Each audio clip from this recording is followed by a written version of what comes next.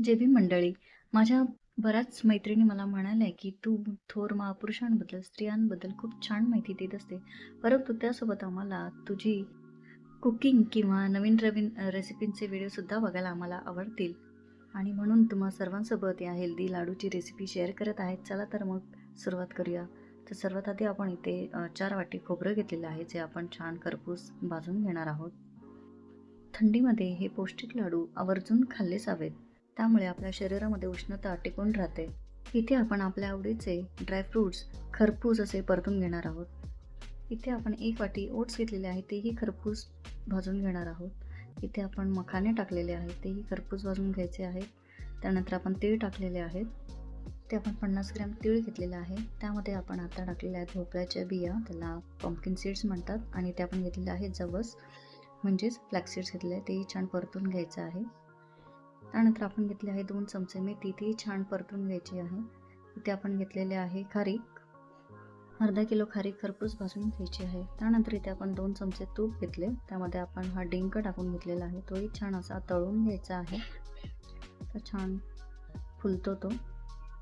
आता हे सर्व भाजून घेतलेलं मिश्रण आहे ते आपल्याला छान मिक्सरमधून बारीक करून घ्यायचं आहे.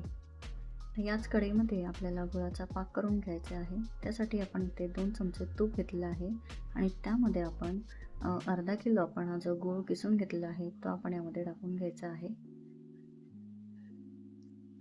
हा पाक आपल्याला जास्त शिजवून घ्यायचा नाहीये. हलकीशी उकळी आली की आपल्याला हा पाक तयार होईल. तर हाच पाक तयार करण्यासाठी आपल्याला अर्धा ग्लास पाणी टाकायचं आहे. असं छान हा शिजतो. त्यानंतर यामध्ये अगदी हलकंसं मीठ टाकायचं आहे, अगदी चिमूटभर, ज्यामुळे आपल्या लाडवांना खूप छान अशी चव येणार आहे. आता हा पाक तयार आहे आणि हळूहळू आपण ह्या मिश्रणामध्ये हा पाक आपल्याला ओतून घ्यायचा आहे आणि पळीच्या साहाय्याने हे मिश्रण आपल्याला हलकं हलकं हाताने एकजीव करून घ्यायचं आहे. तुम्ही हे लाडू नक्कीच केले असतील, परंतु थंडीमध्ये हे लाडू नक्कीच करून बघा. आणि सर्वात शेवटी या मिश्रणामध्ये आपण सुंठ, वेलची आणि जायफळची पूड टाकणार आहोत. मिश्रण हलकंसं थंड झाल्यावरती या मिश्रणाचे आपण मध्यम आकाराचे असे लाडू वळून घ्यायचे. या मध्यम आकाराचे 35 ते 40 लाडू आरामात होतात. तुम्ही असे हेल्दी लाडू बनवा आणि थंडीचे दिवस एन्जॉय करा. आणि तुम्हालाही ह्या हेल्दी रेसिपीचा जर व्हिडिओ आवडला आहे तर तुम्ही या व्हिडिओला लाईक करा, शेअर करा, फॉलो करा आणि हो, सबस्क्राईब करायला विसरू नका.